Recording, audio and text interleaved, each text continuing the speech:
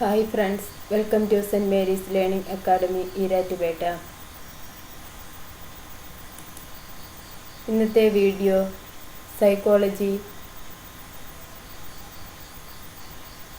ആദ്യ ഭാഗവുമായി ബന്ധപ്പെട്ടതാണ്.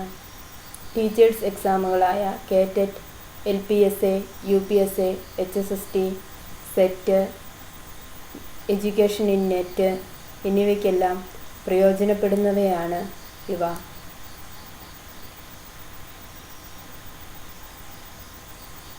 ഞങ്ങളുടെ ഇൻസ്റ്റിറ്റ്യൂട്ടിൽ ഓൺലൈൻ ക്ലാസ്സുകൾ ഈ കോഴ്സുകൾക്കെല്ലാം നടക്കുന്നുണ്ട്. അതോടൊപ്പം 8 മുതൽ 12 വരെയുള്ള സ്റ്റുഡൻസിന് ഓൺലൈൻ ട്യൂഷനും നടന്നു വരുന്നു. ഇന്നത്തെ വീഡിയോയിൽ സൈക്കോളജി അഥവാ മനഃശാസ്ത്രം എന്താണ്, അതിൻ്റെ ഡെഫിനീഷൻ, ഏതൊക്കെ തരം മനഃശാസ്ത്രമാണുള്ളത്, കേവല മനഃശാസ്ത്രം, പ്രയുക്ത മനഃശാസ്ത്രം, എഡ്യൂക്കേഷണൽ സൈക്കോളജി എന്താണ്, അതിൻ്റെ scope, importance, methods of educational psychology എന്നിവയാണ് ഡിസ്കസ് ചെയ്യുന്നത്.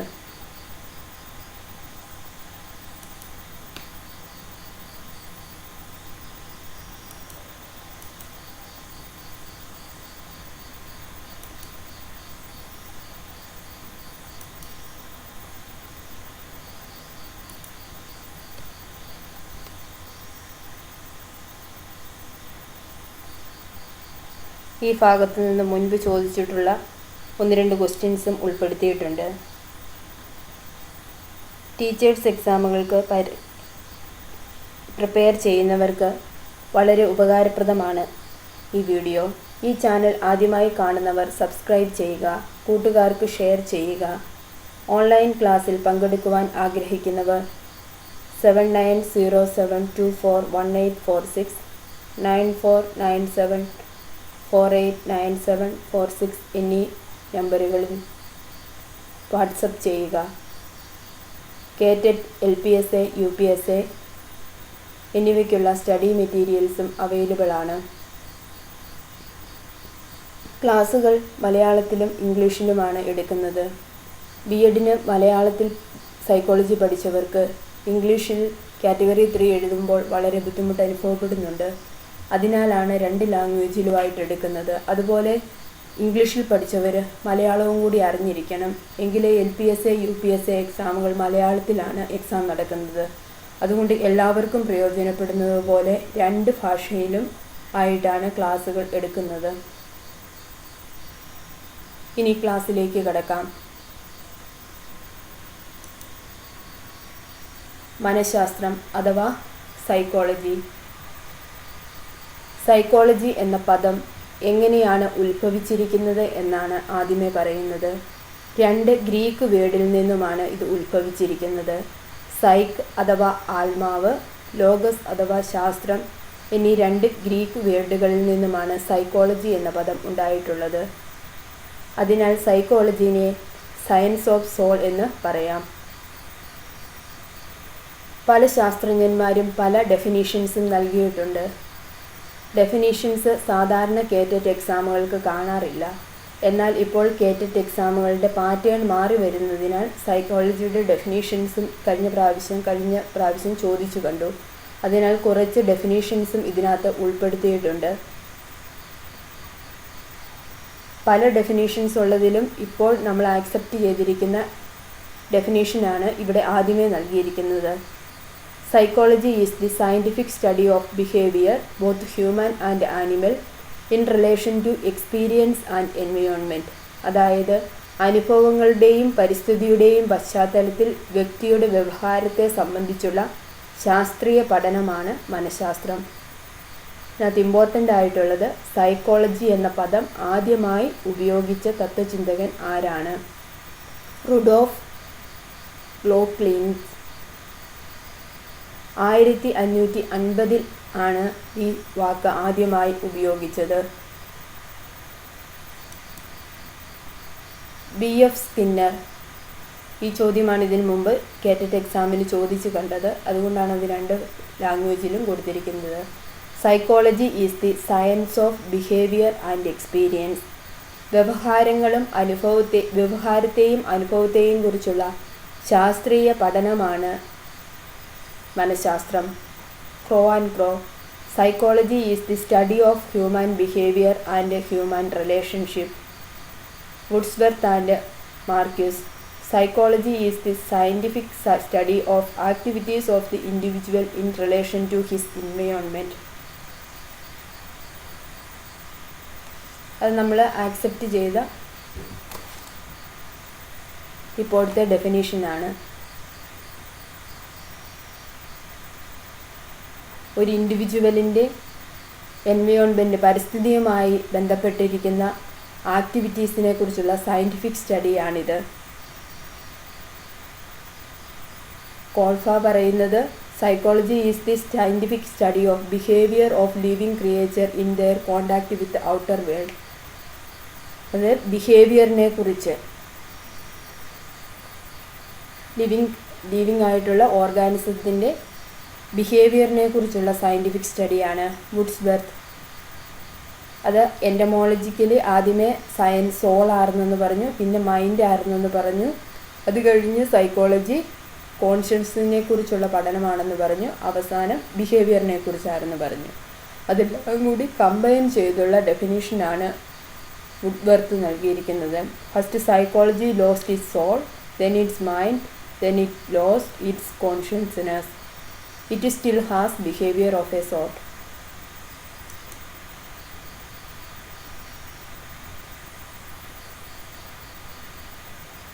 മനഃശാസ്ത്രം രണ്ട് തരത്തിലാണുള്ളത്. കേവല മനഃശാസ്ത്രവും പ്രയുക്ത മനഃശാസ്ത്രവും.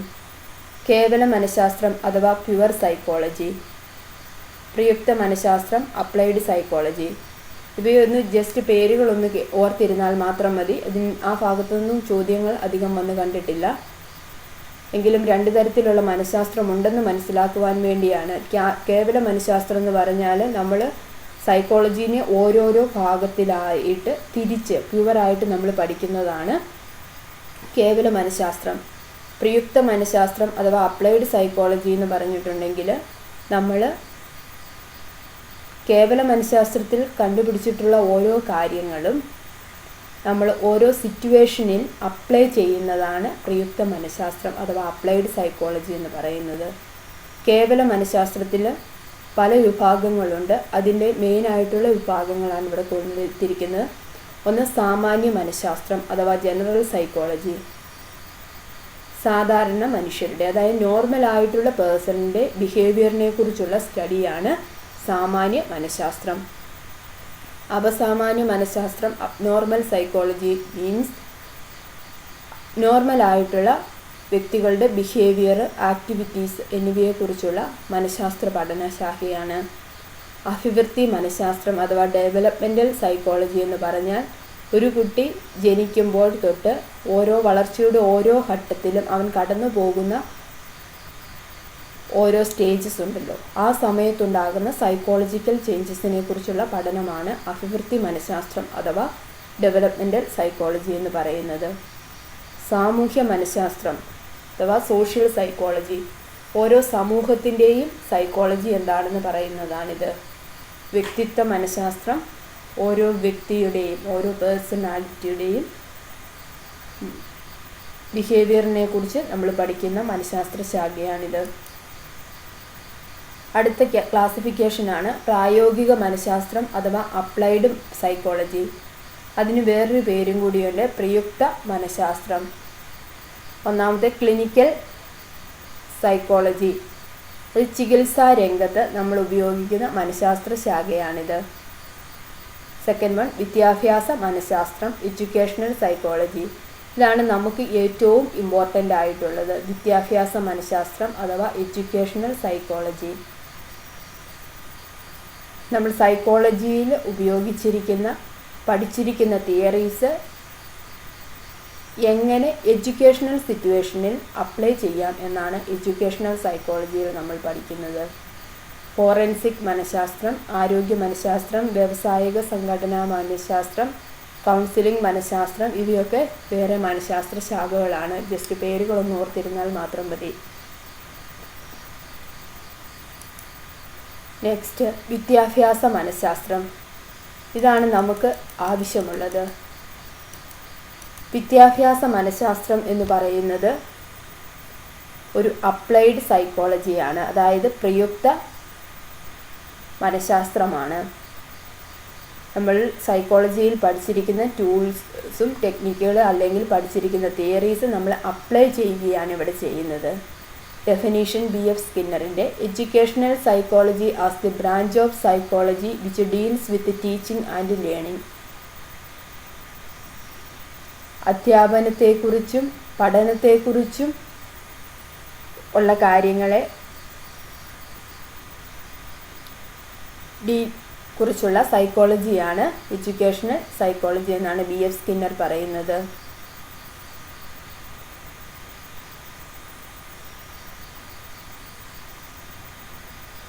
പിയിൽ പറഞ്ഞിരിക്കുന്ന educational psychology as A science of education.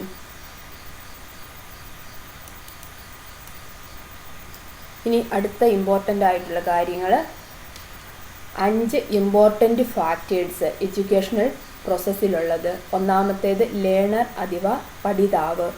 Learner പഠിതാവ്, നമ്മൾ സ്റ്റുഡൻസ് എന്ന് പറയുന്നതിൻ്റെ ആക്ച്വലായിട്ടുള്ള വേർഡ് ലേണർ അഥവാ പഠിതാവ് ആണ്.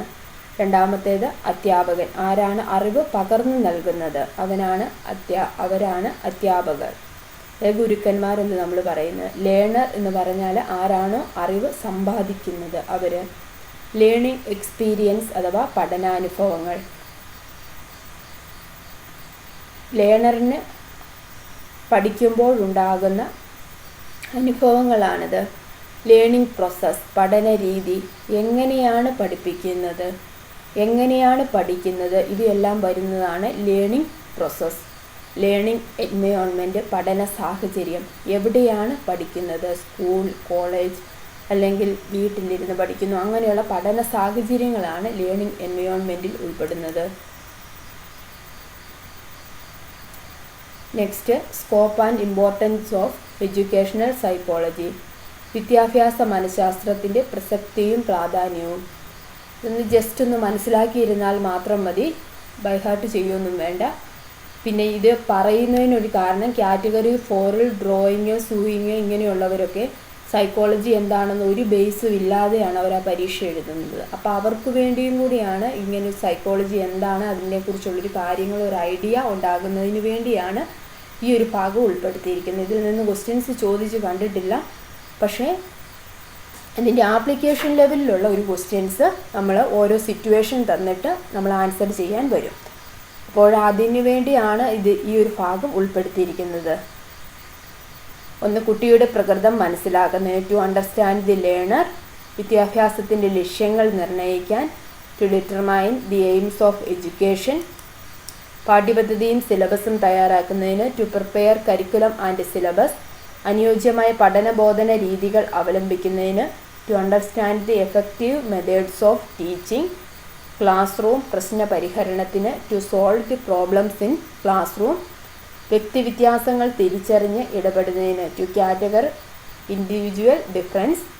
അധ്യാപന വൈദഗ്ധ്യം വർദ്ധിപ്പിക്കുന്നതിന്, ടു ഇൻക്രീസ് ടീച്ചിങ് എബിലിറ്റി.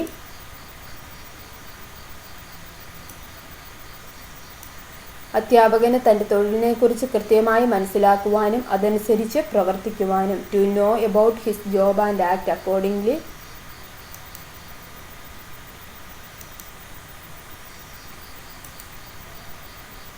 വിലയിരുത്തൽ പ്രവർത്തനം ശാസ്ത്രീയമായി നടത്തുന്നതിനുള്ള അവഗാഹം നേടുന്നതിന്, to select appropriate evaluation process. Then വേറെ ഒത്തിരി ഉണ്ട്, അത് നമ്മൾ ഇമ്പോർട്ടൻ്റ് ആയിട്ടുള്ള കാര്യങ്ങളാണ് ഇവിടെ പറഞ്ഞിരിക്കുന്നത്. അത് ബൈഹാർട്ട് ചെയ്യൊന്നും വേണ്ട, ഒന്ന് ജസ്റ്റ് മനസ്സിലാക്കിയിരിക്കുക.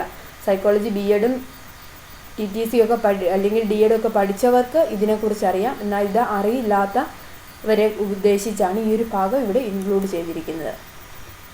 ഇനിയുള്ളൊരു ഭാഗത്തിൽ നിന്നും എല്ലാ തവണയും എല്ലാ കാറ്റഗറിയിലും ഒരു ക്വസ്റ്റ്യൻ ഉറപ്പായിട്ടുമുണ്ട്. അതായത് മനഃശാസ്ത്ര ഗവേഷണ ഉപാധികൾ അഥവാ രീതികൾ ഏതൊക്കെ എന്നുള്ളതാണ്. ആദ്യത്തേത് ആത്മനിഷ്ഠാരീതി അഥവാ ആത്മപരിശോധനാ രീതി, ഇൻട്രോസ്പെക്ഷൻ. ഈ പല പേരുകളും ഇതിനകത്ത് കാണപ്പെടുന്നുണ്ട്. അതുകൊണ്ടാണ് രണ്ടും ഉൾപ്പെടുത്തിയിരിക്കുന്നത്. ഒന്നാമത്തെ ഇൻട്രാ അഥവാ ഇൻസൈറ്റ്. ഇൻസ്പെക്ഷൻ മീൻസ് പരിശോധന. അതായത് ഒരു വ്യക്തി അവനെ തൻ്റെ ഉള്ളിലേക്ക് നോക്കിക്കൊണ്ട് അവനോട് തന്നെ ക്വസ്റ്റ്യൻസ് ചോദിച്ച് ഒരു പ്രശ്നത്തിന് പരിഹാരം കണ്ടുപിടിക്കുന്നതാണ് ഇൻട്രോസ്പെക്ഷൻ മെത്തേഡ് അഥവാ ആത്മനിഷ്ഠാ രീതി അഥവാ ആത്മപരിശോധനാ രീതി എന്ന് പറയുന്നത്. ഇവിടെ ആ വ്യക്തിയുടെ ശാരീരിക അവസ്ഥയെ ഇത് ഡിപ്പെൻഡ് ചെയ്യുന്നതാണ്. കുറവുകൾ പറയുമ്പോൾ അത് പറയുന്നുണ്ട്. ഇനി ഇതാദ്യമായിട്ട് ഉപയോഗിച്ചത് വൂണ്ട് ആണ്. വൂണ്ട് എന്ന ശാസ്ത്രജ്ഞ വില്യം വൂണ്ടാണ്. വെൽഹം വൂണ്ടാണ് ആദ്യമായിട്ട് ഈ രീതി ഉപയോഗിച്ചത്. റിച്ച്നർ എന്നതാണ് ശാസ്ത്രീയമായി കൃത്യവുമാക്കി മാറ്റിയത്. ഇതിൻ്റെ സവിശേഷത എന്ന് പറയുന്നത് ഏത് സാഹചര്യത്തിലും, അതായത് ഒരു പ്രത്യേക സിറ്റുവേഷൻ ഒന്നും വേണ്ട, എപ്പോൾ വേണമെങ്കിലും ആർക്ക് വേണമെങ്കിലും ചെയ്യാം. ആ വ്യക്തിക്ക് എപ്പോൾ വേണമെങ്കിലും ചെയ്യാം, ഏത് സിറ്റുവേഷനിൽ വേണമെങ്കിലും ആത്മപരിശോധന നടത്തുവാൻ സാധിക്കും. അതായത് തന്നോട് തന്നെ ക്വസ്റ്റ്യൻസ് ചോദിക്കുന്ന ഒരു രീതിയാണ് ഇത്. ഇതിൻ്റെ സവിശേഷത ഏറ്റവും പ്രധാനപ്പെട്ടത് അതാണ്. എന്നാൽ ഇതിൻ്റെ കുറവെന്ന് പറഞ്ഞാൽ വിശ്വാസ്യതയും ശാസ്ത്രീയതയും എന്നിവയുടെ കുറവാണ്. അവനവൻ തന്നെയാണല്ലോ, വേറെ ആർക്കും അതിനെ ചോദ്യം ചെയ്യാനൊന്നും പറ്റില്ല, നമ്മൾ തന്നെ പറയുന്നതായതിനാൽ. പിന്നെ കുട്ടികളിലും അസാധാരണ മാനസികാവസ്ഥയുള്ളവരിലും അതായത് അബ്നോർമൽ പേഴ്സൺസിലും ഈ രീതി ഉപയോഗിക്കുവാൻ സാധിക്കുകയില്ല. അടുത്തത് നിരീക്ഷണ രീതി, ഒബ്സർവേഷൻ. ഒരു വ്യക്തിയുടെ വ്യവഹാരത്തെ തത്സമയം നിരീക്ഷിക്കുന്ന രീതിയാണിത്. അതായത് എന്ത് ചെയ്യുന്നു അതിനെ നമ്മൾ ആ സിറ്റുവേഷനിൽ തന്നെ ഒബ്സർവ് ചെയ്യുന്നതിനെയാണ് നിരീക്ഷണ രീതി അഥവാ ഒബ്സർവേഷൻ എന്ന് പറയുന്നത്. ഇത് സ്വഭാവ പഠനത്തിൻ്റെ ആദ്യകാല രീതിയാണ്. ആദ്യകാലം തൊട്ടേ ഉപയോഗിച്ചിരുന്ന ഒരു രീതിയാണിത്. ഇത് തന്നെ പല വിഭാഗത്തിലുണ്ട്. ഒന്നാമത്തേതാണ് പങ്കാളിത്ത ഭാഗഭാഗിത്വം അഥവാ പങ്കാളിത്ത അല്ലെങ്കിൽ ഭാഗഭാഗിത്വ നിരീക്ഷണം. ഈ രണ്ട് വാക്ക് പങ്കാളിത്ത നിരീക്ഷണമെന്നും ഭാഗഭാഗിത്വ നിരീക്ഷണമെന്നും രണ്ട് പേരും കാണുന്നുണ്ട് ക്വസ്റ്റ്യൻ പേപ്പറിൽ. അതുകൊണ്ടാണ് രണ്ടും ഉപയോഗിച്ചിരിക്കുന്നത്. Participant observation. ഇവിടെ ഒബ്സർവ് ചെയ്യുന്ന ആളിനെയാണ് ഒബ്സർവർ അഥവാ നിരീക്ഷകൻ എന്ന് പറയുന്നത്. ഒബ്സർവറും കൂടി ഈ ഗ്രൂപ്പിൻ്റെ ഭാഗമാകുന്ന നിരീക്ഷണത്തെയാണ് പങ്കാളിത്ത നിരീക്ഷണം അഥവാ പാർട്ടിസിപ്പൻ്റ് നിരീക്ഷണമെന്ന് പറയുന്നത്. പങ്കാളിത്തമില്ലാത്ത നിരീക്ഷണം, അതിൽ നിന്ന് തന്നെ നമുക്ക് മനസ്സിലാകും ഒബ്സർവറിൻ്റെ നിരീക്ഷകൻ്റെ പ്രസൻറ്റ് അവിടെ ഇല്ല, പങ്കാളിത്തം അവിടെ ഇല്ല.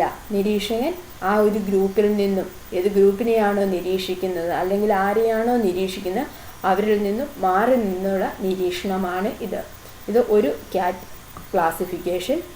അടുത്ത ക്ലാസിഫിക്കേഷനാണ് നിയന്ത്രിത നിരീക്ഷണം, അനിയന്ത്രിത നിരീക്ഷണവും. Controlled observation and uncontrolled observation. നിയന്ത്രിത നിരീക്ഷണം എന്ന് പറഞ്ഞാൽ നമ്മൾ ഒബ്സർവ് ചെയ്യുന്ന വ്യക്തിയെ അല്ലെങ്കിൽ ഗ്രൂപ്പിനെ ഒരു കൺട്രോൾഡ് സിറ്റുവേഷനുള്ളിലേക്ക് നമ്മൾ മാറ്റുന്നു. അതായത് ഒരു ലാബ് പോലെയുള്ള ഒരു സിറ്റുവേഷൻ അല്ലെങ്കിൽ ഒരു ക്ലാസ് റൂം, അങ്ങനെ അത് നമ്മൾ ക്ലാസ് റൂമിൽ പഠിപ്പിച്ചുകൊണ്ടിരിക്കുമ്പോഴുള്ള നിരീക്ഷണം. എന്നാൽ അനിയന്ത്രിത നിരീക്ഷണം എന്ന് പറഞ്ഞിട്ടുണ്ടെങ്കിൽ നാച്ചുറൽ സെറ്റിങ്സിൽ അവരെങ്ങനെ എങ്ങനെ ബിഹേവ് ചെയ്യുന്നു എന്ന് നമ്മൾ ഒബ്സർവ് ചെയ്യുന്നതാണ് അൺകൺട്രോൾഡ് ഒബ്സർവേഷൻ. ഇതിന് ഒരു എക്സാമ്പിൾ, പ്ലേ ഗ്രൗണ്ടിൽ കളിക്കുന്ന കുട്ടികളെ നമ്മൾ മാറി നിന്ന് ഒബ്സർവ് ചെയ്യുന്നത്. അപ്പോൾ അവരുടേതായ ശരിയായിട്ടുള്ള ബിഹേവിയർ പുറത്തെടുക്കും. ഇനി അടുത്ത് പ്രത്യക്ഷ നിരീക്ഷണവും പരോക്ഷ നിരീക്ഷണവും. Direct observation and indirect observation. അതായത് വ്യവഹാരം എന്ന് പറഞ്ഞാൽ പ്രവൃത്തി എന്നാണ് അർത്ഥം. പ്രവൃത്തിയിൽ ഏർപ്പെട്ടിരിക്കുന്ന വ്യക്തി അല്ലെങ്കിൽ ഗ്രൂപ്പ് അറിഞ്ഞ് നിരീക്ഷിക്കുന്നതാണ് പ്രത്യക്ഷ നിരീക്ഷണം. അപ്പോൾ നമ്മളുടെ പ്രസൻസ് അവിടെ ഉണ്ടായിരിക്കും. എന്നാൽ പരോക്ഷ നിരീക്ഷണം എന്ന് പറഞ്ഞാൽ അവരറിയാതെ CCTV ക്യാമറയോ അല്ലെങ്കിൽ നമ്മൾ വേറൊരു വ്യക്തിയെ വെച്ചോ നിരീക്ഷണം നടത്തുന്നതിനെയാണ് ഇൻഡയറക്റ്റ് ഒബ്സർവേഷൻ എന്ന് പറയുന്നത്. നിരീക്ഷണ രീതിയുടെ സവിശേഷതകൾ അല്ലെങ്കിൽ മെറിറ്റ്സ്. ഏത് ഗ്രൂപ്പിലുള്ള കുട്ടികളിലും നമുക്ക് ഇത് ഉപയോഗിക്കുവാൻ സാധിക്കും. അതുപോലെ തന്നെ ഏത് പ്രായത്തിലുള്ളവരിലും. നമ്മൾ എഡ്യൂക്കേഷണൽ ഫീൽഡിലായതുകൊണ്ടാണ് ചിൽഡ്രൻ്റെ കാര്യം പറഞ്ഞിരിക്കുന്നത്. ഇതിന് പ്രത്യേകിച്ചുള്ള ടൂൾസോ എക്യുപ്മെൻറ്റ്സോ ആവശ്യമില്ല. ഇൻഡിവിജ്വൽ ഒരു വ്യക്തിക്ക് വേണ്ടിയോ അല്ലെങ്കിൽ ഒരു ഗ്രൂപ്പിന് വേണ്ടിയോ നമുക്കിത് യൂസ് ചെയ്യാൻ സാധിക്കും. അതാണ് adaptable to both individual and groups. Demerit എന്ന് പറഞ്ഞിട്ടുണ്ടെങ്കിൽ പേഴ്സണൽ പ്രിജുഡീസ്, നിരീക്ഷകൻ്റെ മുൻവിധികളും അല്ലെങ്കിൽ ആരെങ്കിലുമായിട്ടൊരു സോഫ്റ്റ് കോർണറോ എന്തെങ്കിലും ഉണ്ടെങ്കിൽ അത് ഇതിനെ ഡിപ്പെൻഡ് ചെയ്ത് അതനുസരിച്ച് അതിൻ്റെ നിരീക്ഷകൻ റിപ്പോർട്ട് എഴുതുകയുള്ളൂ. പിന്നെ records may be written with 100% accuracy. 100% accurate ആയിട്ട് എഴുതുവാൻ സാധിച്ചു എന്ന് വരികയില്ല. Fast recording is needed. സ്പീഡിലായി എഴുതണം. അത് ഒബ്സർവേഷൻ പല കാര്യങ്ങളും നടക്കുന്നുണ്ടെങ്കിൽ അതെല്ലാം പെട്ടെന്ന് റെക്കോർഡ് ചെയ്തില്ലെങ്കിൽ അത് എല്ലാം മറന്നു പോകാനുള്ളൊരു ചാൻസ് ഉണ്ട്. ഇനി അടുത്തതാണ് എക്സ്പെരിമെൻ്റൽ മെത്തേഡ് അഥവാ പരീക്ഷണ രീതി. ഈ എക്സ്പെരിമെൻ്റൽ മെത്തേഡിനെ സയൻറ്റിഫിക് മെത്തേഡ് എന്നും പറയുന്നു. ആദ്യത്തെ മനഃശാസ്ത്ര ലാബോറട്ടറി സ്ഥാപിച്ചത് വില്യം വൂണ്ട് 1879 ജർമ്മനിയിലാണ്. വില്യം വൂണ്ടാണ് സൈക്കോളജിയുടെ പിതാവെന്ന് അറിയപ്പെടുന്നത്. അദ്ദേഹമാണ് എക്സ്പെരിമെൻ്റൽ മെത്തേഡ് അല്ലെങ്കിൽ പരീക്ഷണ രീതിക്ക് പ്രചാരം നേടിക്കൊടുത്തത്. ഇവിടെ സയൻറ്റിഫിക് മെത്തേഡിൽ കോസ് എഫക്റ്റ് റിലേഷൻഷിപ്പ് കണ്ടുപിടിക്കാനാണ് ഇൻവെസ്റ്റിഗേറ്റർ ശ്രമിക്കുന്നത്. ഒബ്ജക്റ്റിവിറ്റി എന്നതാണ്. ഒബ്ജക്റ്റീവ് എന്ന് പറഞ്ഞാൽ ഒബ്ജക്റ്റീവ് ടൈപ്പ് ആൻസർ എന്ന് പറയുന്നത് അത് ഒരേ ഒരു ആൻസറേ അവിടെ ഉണ്ടാകുകയുള്ളൂ. അതുകൊണ്ട് നമുക്കതെന്ത് ചെയ്യാൻ സാധിക്കും? അത് വെരിഫൈ ചെയ്യുവാനും സാധിക്കും.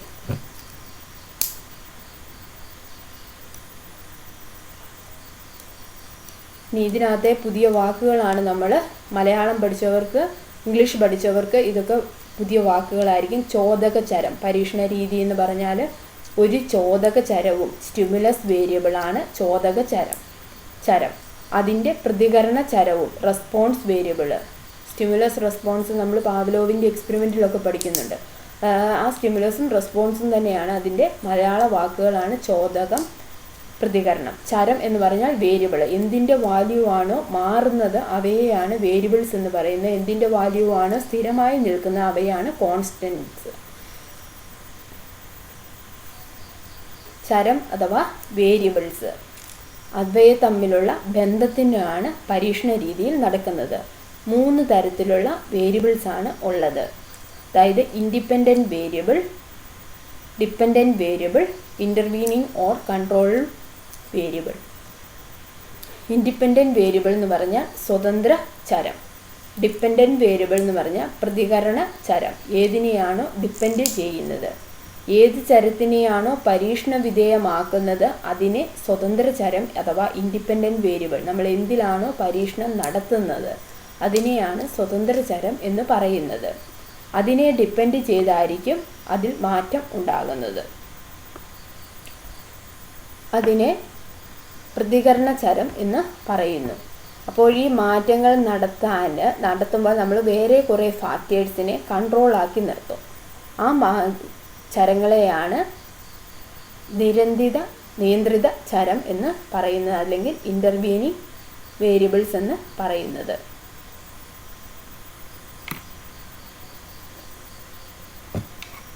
Steps in experimental method.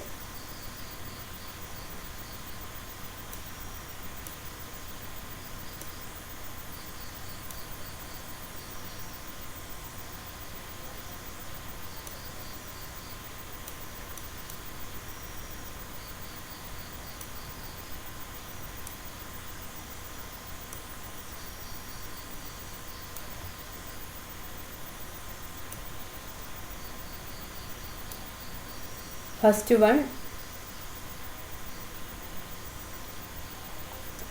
Makes an observation. Experiment നടത്തണമെങ്കിൽ ആദ്യമേ നിരീക്ഷണം നടത്തണം. അത് കഴിഞ്ഞ് കഴിയുമ്പം ആസ്ക് ക്വസ്റ്റ്യൻ. നമ്മൾ എന്തെങ്കിലും ഒരു സിറ്റുവേഷൻ നമ്മൾ ചുമ്മാ നിൽക്കുമ്പോൾ നിരീക്ഷണം എന്ന് പറഞ്ഞാൽ ചുമ്മാ നമ്മൾ കാണുന്ന കാര്യങ്ങളെ നമ്മുടെ മനസ്സിലേക്ക് ആക്കുന്നതാണ് നിരീക്ഷണം. അപ്പോൾ അത് എന്തുകൊണ്ട് സംഭവിച്ചു എന്ന് ചോദ്യം ചോദിക്കുക.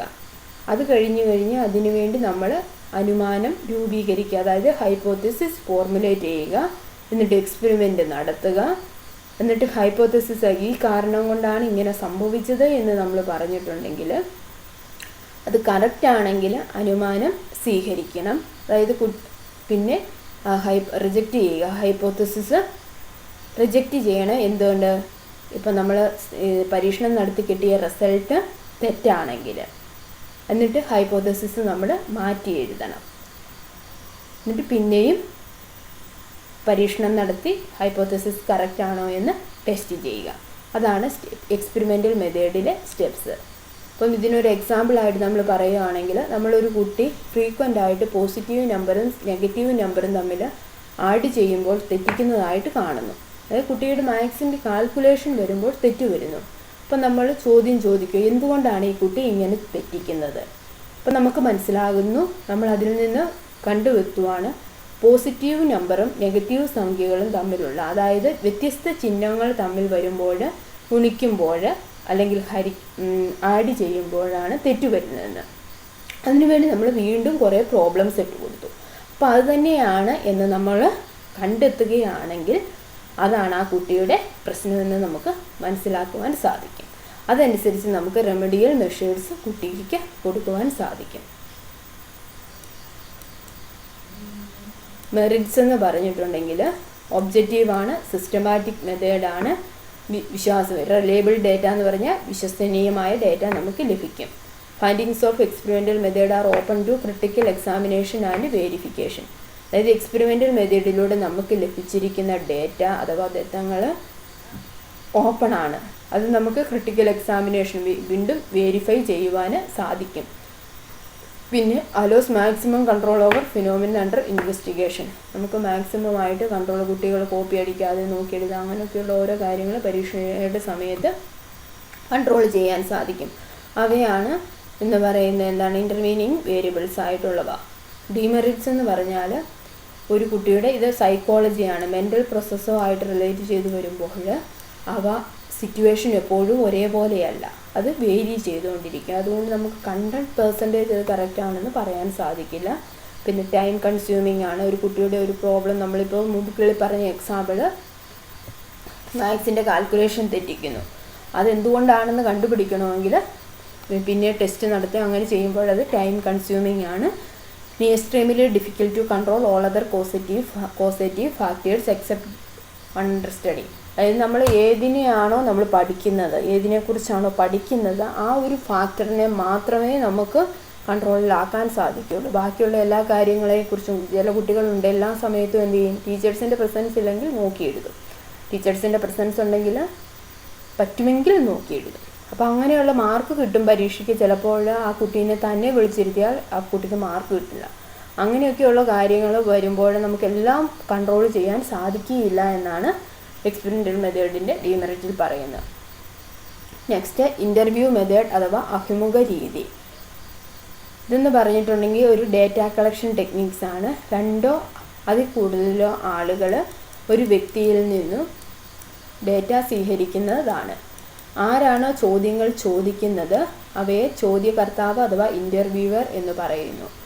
ആരാണോ ഉത്തരം അല്ലെങ്കിൽ ഇൻഫർമേഷൻ നൽകുന്നത് ആ വ്യക്തിയെ ഇൻ്റർവ്യൂയി അഥവാ അഭിമുഖം ചെയ്യപ്പെടുന്ന വ്യക്തി എന്ന് പറയുന്നു. ഇത് 2 തരത്തിൽ നടത്താം.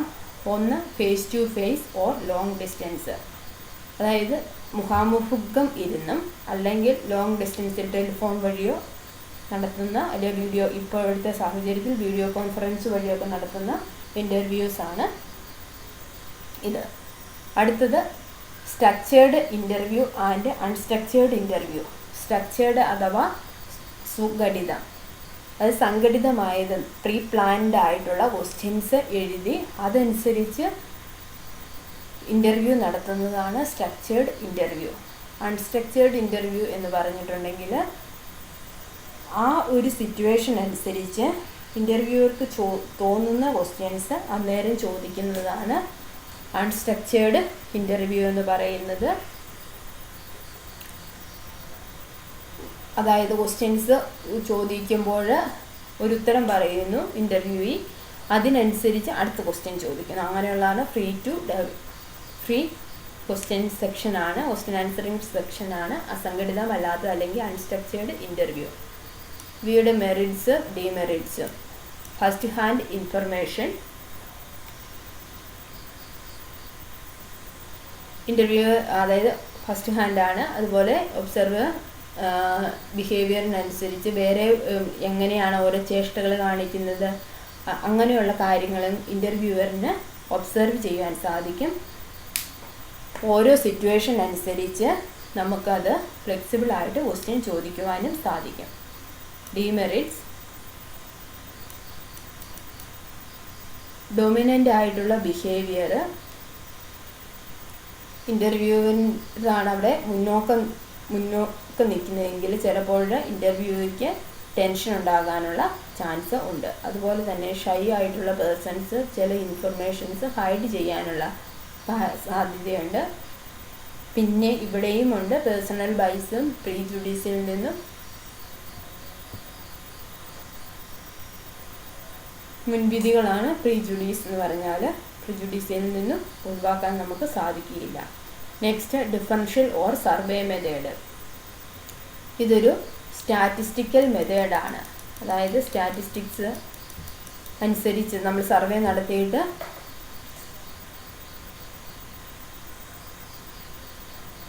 അതിൻ്റെ റിസൾട്ടിനെ അഥവാ ഡേറ്റ അഥവാ ദത്തങ്ങൾ, ഇതൊരു പുതിയ വാക്കാണ്, ഇംഗ്ലീഷിൽ പഠിച്ചവർക്ക് ദത്തങ്ങൾ എന്നാണ് ഡേറ്റയ്ക്ക് പറയുന്നത്. ദത്തങ്ങൾ ഉപയോഗിച്ച് നമ്മൾ അവയെ അനാലിസിസ് ചെയ്യുന്നു. അതായത് എക്സ്പെരിമെൻ്റൽ മെത്തേഡ് നടത്താൻ പറ്റില്ലാത്ത സ്ഥലത്താണ് നമ്മൾ സർവേ മെത്തേഡ് യൂസ് ചെയ്യുന്നത്. ഇതിൻ്റെ ഡിഫറെൻറ്റ് സ്റ്റേജസ് ആണ്. ഒന്ന് പ്ലാനിങ് അഥവാ ആസൂത്രണം. സാമ്പിൾ ഗ്രൂപ്പ് എന്ന് പറഞ്ഞാൽ നമ്മൾ ഏത് ഗ്രൂപ്പിനെയാണോ പഠന വിധേയമാക്കുന്നത് ആ ഗ്രൂപ്പിനാണ് സാമ്പിൾ ഗ്രൂപ്പ് എന്ന് പറയുന്നത്. ഇനി ഡേറ്റ കളക്ഷൻ അഥവാ ദത്തശേഖരണം, വിവരശേഖരണം തന്നെയാണ് ദത്തശേഖരണം. ദത്തങ്ങൾ എന്ന വാക്ക് ക്വസ്റ്റ്യൻ പേപ്പറിൽ കാണുന്നുണ്ട്, അതുകൊണ്ടാണ് ദത്തം എന്ന വാക്കും കൂടി ഇവിടെ ഉൾപ്പെടുത്തിയിരിക്കുന്നത്.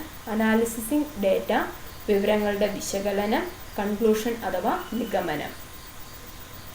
മെറിറ്റ്സ്, പ്രസൻറ്റ് ട്രെൻഡ്സ്, അതായത് ഇപ്പോഴുള്ള ഏതെങ്കിലും ഒരു ട്രെൻഡ്സിനെ കുറിച്ചുള്ള ഡേറ്റകൾ കളക്ട് ചെയ്യുവാൻ വേണ്ടി നമുക്ക് യൂസ് ചെയ്യാൻ സാധിക്കും.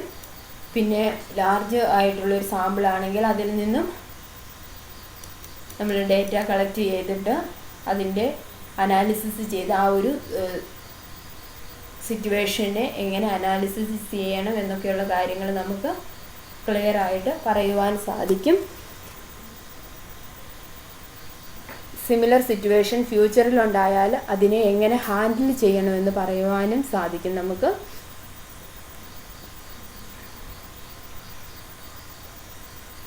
പിന്നെ ഇതിനെ നമുക്ക് മാത്തമാറ്റിക്കൽ ആയിട്ടുള്ള അല്ലെങ്കിൽ ഗ്രാഫായിട്ടൊക്കെ ക്വാണ്ടിഫൈബിൾ എന്ന് പറഞ്ഞാൽ മെഷറബിൾ ആയിട്ടുള്ള ടേമിലേക്ക് സർവേ റിപ്പോർട്ടിനെ നമുക്ക് കൺവേർട്ട് ചെയ്യുവാൻ സാധിക്കും. Next demerits. ഇത് എക്സിസ്റ്റിംഗ് ആയിട്ടുള്ള ഒരു കണ്ടീഷനെ മാത്രമേ എന്ത് ചെയ്യുന്നുള്ളൂ, അനലൈസ് ചെയ്യുന്നുള്ളൂ. പിന്നെ ഡേറ്റയിന് ഇത് അവർക്ക് റിക്വയർഡ് ആയിട്ടുള്ള റിസൾട്ട് കിട്ടുന്നതിന് വേണ്ടി ഡേറ്റ ശേഖരിക്കുന്ന വ്യക്തിക്ക് അഥവാ സർവേയർക്ക് അതിനെ മാനിപ്പുലേറ്റ് ചെയ്യുവാനും സാധിക്കും. പിന്നെ സാമ്പിളിംഗ് എറർ വരാനുള്ള ചാൻസും ഉണ്ട്. നെക്സ്റ്റ് ക്ലിനിക്കൽ അല്ലെങ്കിൽ കേസ് സ്റ്റഡി മെത്തേഡ്. അതായത് ഹോസ്പിറ്റലുകളിലൊക്കെ നമ്മൾ യൂസ് ചെയ്യുന്ന ഒരു മെത്തേഡാണ്. അത് നമ്മുടെ കുട്ടികളുടെ കേസിൽ നമുക്ക് യൂസ് ചെയ്യാൻ സാധിക്കും. കേസ് സ്റ്റഡി ബി.എഡിനൊക്കെ പഠിച്ചവരല്ലേ, TTCക്ക് പഠിച്ചവർ ഒരു കേസ് സ്റ്റഡി ഒരു കുട്ടിയുടേത് ടീച്ചിങ് പ്രാക്ടീസിൻ്റെ സമയത്ത് ചെയ്തിട്ടുണ്ട്. ഒരു കുട്ടിയുടെ നമ്മുടെ ക്ലാസ്സിലെ മാലഡ്ജസ്റ്റഡ് ആയിട്ടുള്ള ഒരു സ്റ്റുഡൻറ്റിനെ നമ്മൾ കണ്ടുപിടിക്കും. എന്നിട്ട് ആ കുട്ടീനെ കുറേ ക്വസ്റ്റ്യൻസൊക്കെ ചോദിക്കുക, അവരുടെ പേരൻസിനോട് ക്വസ്റ്റ്യൻസ് ചോദിക്കുക, അല്ലെങ്കിൽ അവരോട് ടീച്ചേഴ്സിനോട് നമ്മുടെ ക്ലാസ് ടീച്ചേഴ്സിനോടൊക്കെ നമ്മൾ ചോദിച്ച് നമ്മളൊരു കേസ് സ്റ്റഡി റിപ്പോർട്ട് വെച്ചിരുന്നു. അപ്പോൾ അത് തന്നെയാണ് ക്ലിനിക്കൽ മെത്തേഡ്. അല്ലെങ്കിൽ ഇവിടെ നമ്മൾ ക്ലിനിക്കലി ആയിട്ട് യൂസ് ചെയ്യുന്നില്ല, കേസ് സ്റ്റഡിയാണ് യൂസ് ചെയ്യുന്നത്. നമ്മൾ ആരെയാണോ ഇതിനെക്കുറിച്ചാണോ പഠിക്കുന്നത് ആ ഇൻഡിവിജ്വലിനെയാണ് കേസ് എന്ന ടേം കൊണ്ട് ഉദ്ദേശിച്ചിരിക്കുന്നത്. ലൈറ്റ്നർ വൈമർ ആണ് ആദ്യമായിട്ട് കേസ് സ്റ്റഡി ഉപയോഗിച്ചത്. പിന്നെ ഫ്രോയിഡും ആംഡറും യൂങ് എന്നിവരും ക്ലിനിക്കൽ മെത്തേഡ് ഉപയോഗിച്ചവരാണ്. ഈ സയൻറ്റിസ്റ്റിൻ്റെയൊക്കെ പേരുകൾ ഓർത്തിരിക്കുക. എന്തുകൊണ്ടാണ് എന്ന് ചോദിച്ചിട്ടുണ്ടെങ്കിൽ ഇപ്പോഴുള്ള ക്വസ്റ്റ്യൻസ് നേരത്തെ കേറ്ററ്റ് എക്സാമിൽ നിന്നും മാറി മാറിയാണ് വരുന്നത്. കേറ്ററ്റ് എക്സാമുകൾക്കും ബാക്കിയുള്ള എക്സാമുകൾക്കൊക്കെ അതെ. അപ്പോൾ നമ്മൾ കുറേ പേരുകളും കൂടെ കുറച്ച് ഡെപ്തായിട്ട് പഠിക്കണം. ആദ്യമേ നമ്മൾ ഇതിൻ്റെ ഒരു ഓവറോൾ പുറമേ ഉള്ള ഒരു സ്റ്റഡി നടത്തുക, അതിന് ശേഷം ഡീപ്പായിട്ട് പഠിക്കുക. ഇങ്ങനെയുള്ള പുതിയ പേരുകളൊക്കെ കാര്യങ്ങളൊക്കെ ഇപ്പം കൂടുതൽ ചോദിച്ചു വരുന്നുണ്ട്. പിന്നെ നമുക്ക് ആ ഒരു കൂടുതൽ മാർക്ക് കിട്ടാൻ ആദ്യമേ ഈ മെത്തേഡുകൾ അതിൻ്റെ പേരുകളൊക്കെ പഠിച്ചിട്ട് ഈ സയൻറ്റിസ്റ്റിൻ്റെ പേരുകളൊക്കെ നമ്മൾ സൈക്കോളജിസ്റ്റിൻ്റെ പേരുകളൊക്കെ അതിൻ്റെ കൂടെ ചേർത്ത് പഠിച്ചു വരിക. ഇതിൻ്റെ മെറിറ്റ്സ് എന്ന് പറഞ്ഞിട്ടുണ്ടെങ്കിൽ ഒരു കുട്ടീനെക്കുറിച്ച് തന്നെയാണ് നമ്മൾ പഠിക്കുന്നത്. അതുകൊണ്ട് ആ ഒരു കുട്ടീനെക്കുറിച്ച് നമ്മൾ ഡീപ്പായിട്ട് പഠിക്കുന്നതിനാൽ ആ കുട്ടീനെ വിലയിരുത്തുവാൻ വേണ്ടി നമുക്ക് അല്ലെങ്കിൽ ഈ ഒരു ടൂൾ നമുക്ക് യൂസ് ചെയ്യാൻ സാധിക്കും. പിന്നെ ഒരു ക്ലാസ്സിൽ മാൽ അഡ്ജസ്റ്റ്മെൻറ്റ് കാണിക്കുന്നതിനുള്ള റൂട്ടായിട്ടുള്ള കോസ് എന്താണെന്ന് ഒരു പരിധിവരെ ശരിക്കും നടത്തിയാൽ കണ്ടെത്തുവാൻ സാധിക്കും. പിന്നെ നോർമൽ ബിഹേവിയർ എന്താണ്, മാൽ അഡ്ജസ്റ്റഡ് ബിഹേവിയർ എന്താണ് എന്ന് ഒരു ടീച്ചർക്ക് അല്ലെങ്കിൽ ഒരു അധ്യാപക വിദ്യാർത്ഥിക്ക് മനസ്സിലാക്കുവാൻ സാധിക്കും. ഇത് ടൈം കൺസ്യൂമിങ് ആണ്. പിന്നെ അതൊരു ഇൻഡിവിജ്വലിന് വേണ്ടി മാത്രമാണ് നമുക്ക് യൂസ് ചെയ്യാൻ പറ്റുള്ളൂ. അത് വേറൊരു ഇൻഡിവിജ്വലിന് യൂസ് ചെയ്യാൻ സാധിക്കുകയില്ല. പിന്നെ ടെക്നിക്കലായിട്ടുള്ള പ്രൊവിഷൻസും എക്സ്പീരിയൻസ് ഉള്ള പേഴ്സൺസിൻ്റെയും നീഡ് നമുക്ക് ആവശ്യമുണ്ട്. ഇത്രയാണ് ഇന്നത്തെ ഈ വീഡിയോയിലുള്ളത്. അപ്പോൾ നമ്മൾ ഇത്രയും നേരം പഠിച്ച കാര്യങ്ങൾ സമ്മറൈസ് ചെയ്യുകയാണ് ഇനി ചെയ്യുന്നത്. അതായത് നിങ്ങൾ ഇത് പഠിക്കുമ്പോൾ ഈ കാര്യങ്ങളെല്ലാം വ്യക്തമായിട്ട് പഠിക്കണം. ഇപ്പോൾ അരമണിക്കൂർ മിച്ചം എടുത്തുള്ളൂ. ഈ അരമണിക്കൂർ കൊണ്ട് നമ്മൾ പഠിച്ച കാര്യങ്ങൾ നിങ്ങൾ 2-3 തവണ കേട്ടെങ്കിൽ മാത്രമേ നന്നായിട്ട് തറവായിട്ട് പഠിക്കുകയുള്ളൂ. അതുകൊണ്ട് ഞാനിതൊന്നും കൂടെ സമ്മറൈസ് ചെയ്തു. എന്നിട്ട് ഈ ഭാഗത്തു നിന്നും പ്രീവിയസ് വന്നിരിക്കുന്ന ക്വസ്റ്റ്യൻസ് 1-2 അവസാനം ഉൾപ്പെടുത്തിയിട്ടുണ്ട്.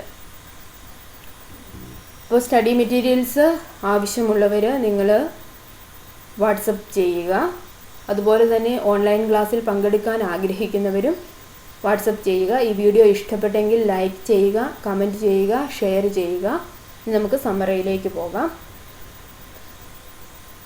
നമ്മളിന്ന് പഠിച്ചത് ഒന്ന് മനഃശാസ്ത്രം എന്താണ്. ഇതിനകത്ത് ഇമ്പോർട്ടൻ്റ് ആയിട്ട് നമ്മൾ ഓർത്തിരിക്കേണ്ടത് ടേംസ് സൈക്ക് ആത്മാവ്, ലോകശാസ്ത്രം 2 ഗ്രീക്ക് വേർഡിൽ നിന്നുമാണ്.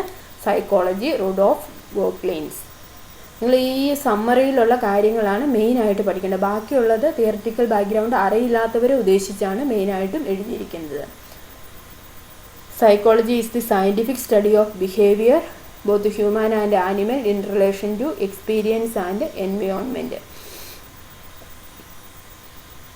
മനഃശാസ്ത്രം 2 തരത്തിലാണുള്ളത്. കേവല മനഃശാസ്ത്രം അഥവാ പ്യുവർ സൈക്കോളജി, പ്രയുക്ത മനഃശാസ്ത്രം അഥവാ അപ്ലൈഡ് സൈക്കോളജി. വിദ്യാഭ്യാസ മനഃശാസ്ത്രം അഥവാ എഡ്യൂക്കേഷണൽ സൈക്കോളജി എന്ന് പറയുന്നത് ഒരു അപ്ലൈഡ് സൈക്കോളജിയാണ്. ഇതിനകത്ത് 5 കീ ഫാക്ടേഴ്സ് ആണുള്ളത്. ലേണർ അഥവാ പഠിതാവ്, അധ്യാപകൻ അഥവാ ടീച്ചർ, ലേണിംഗ് പ്രോസസ്സ് അഥവാ പഠനാനുഭവങ്ങൾ, ലേണിംഗ് എക്സ്പീരിയൻസ് അഥവാ പഠനാനുഭവങ്ങൾ, ലേണിംഗ് പ്രോസസ്സ് അഥവാ പഠനരീതി, ലേണിംഗ് എൻവയോൺമെൻറ്റ് അഥവാ പഠന സാഹചര്യം. ഇനി scope and importance of educational psychology, അതായത് ഇവയുടെ പ്രസക്തി, ലേണറിനെ കുറിച്ചും ലേണിംഗ് എൻവയോൺമെൻറ്റ്, അതായത് ഈ 5 കീ ഫാക്ടേഴ്സിനെ കുറിച്ച് മനസ്സിലാക്കുവാനും അവരുടെ ഓരോ ലെവൽ അനുസരിച്ച് നമ്മൾ എഡ്യൂക്കേഷൻ കൊടുക്കുവാനും ലേണിംഗ് പ്രോസസ്സ് ഫാസ്റ്റർ ആക്കുന്നതിനു വേണ്ടിയാണ് നമ്മൾ വിദ്യാഭ്യാസ മനഃശാസ്ത്രം ഉപയോഗിക്കുന്നത് എന്നാണ് അതിനകത്ത് പറഞ്ഞിരിക്കുന്നത്. അതനുസരിച്ചാണ് അതിന് പോയിൻ്റായിട്ട് നമ്മൾ പറഞ്ഞത്. ഇനി മനഃശാസ്ത്ര ഗവേഷണ ഉപാധികൾ അഥവാ രീതികൾ എന്ന് പറയുന്നത് ഒന്ന് ആത്മനിഷ്ഠാ രീതി അഥവാ ആത്മപരിശോധനാ രീതി. ഒരു വ്യക്തി സ്വയം അവൻ്റെ ഉള്ളിലേക്ക് നോക്കി തന്നെ പരിശോധിക്കുന്നതാണ്. ഏത് സമയത്ത് വേണമെങ്കിലും നടത്തുവാൻ സാധിക്കും. ഇൻട്രാ അഥവാ ഇൻസൈഡ്, സ്വന്തം മനസ്സിൻ്റെ ഉള്ളിലേക്ക് നോക്കൽ, ലുക്കിംഗ് ഇൻസൈഡ് എന്നാണ് അതിൻ്റെ മീനിങ്. വുഡും റിച്ച്നറുമാണ് ഈ രീതിയുടെ വക്താക്കൾ. ഇത് ആദ്യമായിട്ട് ഉപയോഗിച്ച വുഡാണ്. ശാസ്ത്രീയവും കൃത്യവുമാക്കിയത് റിച്ച്നറാണ്. നിരീക്ഷണ രീതി അഥവാ ഒബ്സർവേഷൻ എന്ന് പറയുന്നത് വ്യവഹാരത്തെ തത്സമയം നിരീക്ഷിക്കുന്ന രീതിയാണ്. ഇത് 6 തരത്തിലുണ്ട്. 2 പേഴ്സാണ്. പങ്കാളിത്തം അഥവാ ഭാഗഭാഗിത്വ നിരീക്ഷണം, പാർട്ടിസിപ്പൻ്റ് ഒബ്സർവേഷൻ, പങ്കാളിത്തമില്ലാത്ത നിരീക്ഷണം, നോൺ പാർട്ടിസിപ്പൻ്റ് ഒബ്സർവേഷൻ. നിയന്ത്രിത നിരീക്ഷണം, അനിയന്ത്രിത നിരീക്ഷണം. അതായത് കൺട്രോൾഡ് ആയിട്ടുള്ളൊരു സിറ്റുവേഷനിൽ നമ്മൾ നിരീക്ഷണം നടത്തുന്നത്, അൺകൺട്രോൾഡ് ആയിട്ടുള്ള ഒരു സിറ്റുവേഷനിൽ പ്രത്യക്ഷ നിരീക്ഷണം എന്ന് പറഞ്ഞിട്ടുണ്ടെങ്കിൽ ഒബ്സർവർ ഡയറക്റ്റായിട്ട് അവിടെ നിന്നുകൊണ്ട്, പരോക്ഷണ നിരീക്ഷണം എന്ന് പറഞ്ഞാൽ ഒബ്സർവർ മാറി നിന്നുകൊണ്ട് CCTV അങ്ങനെയുള്ള ഇത് ഉപയോഗിച്ച് അല്ലെങ്കിൽ വേറൊരു കുട്ടീനെ ഉപയോഗിച്ച് നമ്മൾ നിരീക്ഷണം നടത്തുന്നത്. പരീക്ഷണ രീതി അഥവാ എക്സ്പെരിമെൻ്റൽ മെത്തേഡ് അഥവാ സയൻറ്റിഫിക് മെത്തേഡ് ആദ്യത്തെ മനഃശാസ്ത്ര ലാബോറട്ടറി സ്ഥാപിച്ച വില്യം വൂണ്ടാണ് ഇത് പരീക്ഷണ രീതി നടത്തിയത്. ഇവിടെ കോസ് എഫക്റ്റ് റിലേഷൻഷിപ്പാണ് പഠിക്കുന്നത്. അതായത് ചോദക ചരവും പ്രതികരണ ചരവും stimulus variable and response variable തമ്മിലുള്ള ബന്ധത്തെയാണ് ഇത് സൂചിപ്പിക്കുന്നത്. 3 തരത്തിലുള്ള വേരിയബിൾസ് ആണുള്ളത്. ഇൻഡിപെൻഡൻറ്റ് വേരിയബിൾ സ്വതന്ത്ര ചരം, ഡിപെൻഡൻറ്റ് വേരിയബിൾ പ്രതികരണ ചരം, ഇൻ്റർവീനിങ് വേരിയബിൾ നിയന്ത്രിത ചരം. ഏതിനാണോ മാറ്റം വരുത്തുന്നത് അതാണ് സ്വതന്ത്ര ചരം. ഏതിനാണോ മാറ്റം വരുന്നത്, ഏതിനാണോ പരീക്ഷിക്കുന്നത് സ്വതന്ത്ര ചരം, മാറ്റം വരുന്നത് പ്രതികരണ ചരം. നമ്മളവിടെ കൺട്രോൾ ചെയ്യുന്നതാണ് നിയന്ത്രിത ചരം. ഇനി ഇൻ്റർവ്യൂ മെത്തേഡ്. ചോദ്യകർത്താവ് ഇൻ്റർവ്യൂവർ, അഭിമുഖം ചെയ്യപ്പെടുന്ന വ്യക്തിയാണ് ഇൻ്റർവ്യൂ. സ്ട്രക്ചേർഡ് ഉണ്ട്, അൺസ്ട്രക്ചേർഡ് ഉണ്ട്. സർവേ മെത്തേഡ് നമ്മൾ ലാർജ് ഗ്രൂപ്പിൻ്റെ ഡേറ്റ സ്വീകരിക്കുന്നതിന് വേണ്ടി നമ്മൾ ഉപയോഗിക്കുന്നു. ഇനി സ്റ്റാറ്റിസ്റ്റിക്കൽ മെത്തേഡ് ആണിത്. Clinical or case study method maladjusted or deviant ഇൻഡിവിജ്വലിൽ പ്രോബ്ലംസ് കണ്ടുപിടിക്കുന്നതിന് വേണ്ടി നമ്മൾ യൂസ് ചെയ്യുന്നതാണ്. കേസ് എന്ന വാക്കാണ് നമ്മളവിടെ ഇൻഡിവിജ്വലിനെ യൂസ് ചെയ്യാൻ ഉപയോഗിക്കുന്നത്. ലൈറ്റ്നർ ആൻഡ് വൈമറാണ് ആദ്യമായിട്ട് ഉപയോഗിച്ചത്. ഫ്രോയിഡും ആംഗ്ലറും യൂഡും ഇവ പിന്നീട് ഉപയോഗിച്ചു. ഇനി ക്വസ്റ്റ്യൻസിലേക്ക് പോകാം. ഒന്നാമത്തെ ചോദ്യം, ഒരു അധ്യാപകൻ താൻ വികസിപ്പിച്ചെടുത്ത ഒരു പഠന രീതിയുടെ ഫലപ്രാപ്തി കണ്ടുപിടിക്കാൻ ആഗ്രഹിക്കുന്നു. താഴെ പറയുന്നവയിൽ ഏറ്റവും അനുയോജ്യമായ മാർഗമേത്? A teacher wants to find out the effectiveness of a strategy developed by him or her. Which of the following method is suitable for that? A survey, B പരീക്ഷണം അഥവാ എക്സ്പെരിമെൻറ്റ്, സി കേസ് സ്റ്റഡി അഥവാ case പഠനം, D നിരീക്ഷണം അഥവാ observation.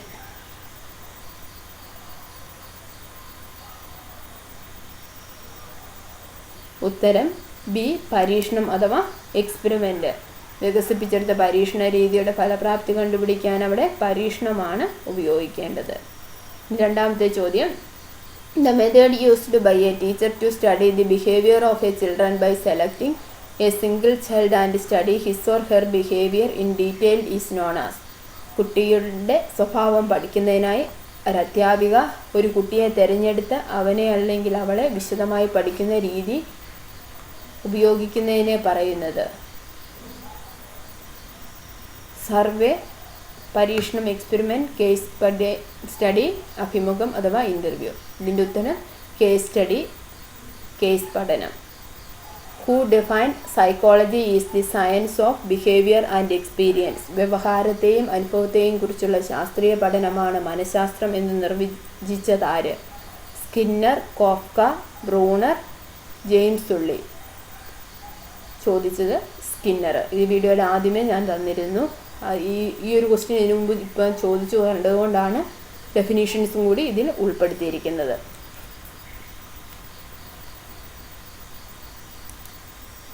ഇപ്പോൾ study materials ആവശ്യമുള്ളവർക്കും ഇതിൻ്റെ ബാക്കിയുള്ള ഭാഗങ്ങൾ, സൈക്കോളജിയുടെ ഭാഗങ്ങൾ ക്ലാസ്സുകൾ വീഡിയോ അപ്ലോഡ് ചെയ്തിട്ടുണ്ട്.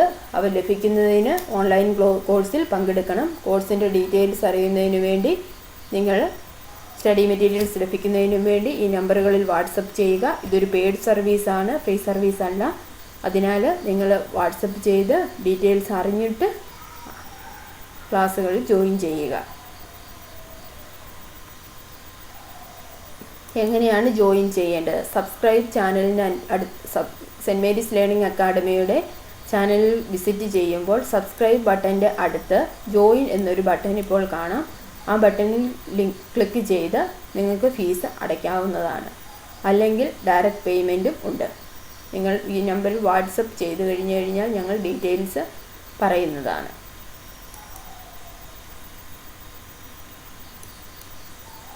Thank you for watching. ഈ വീഡിയോ ഇഷ്ടപ്പെട്ടെങ്കിൽ ലൈക്ക് ചെയ്യുക, കമൻറ്റ് ചെയ്യുക.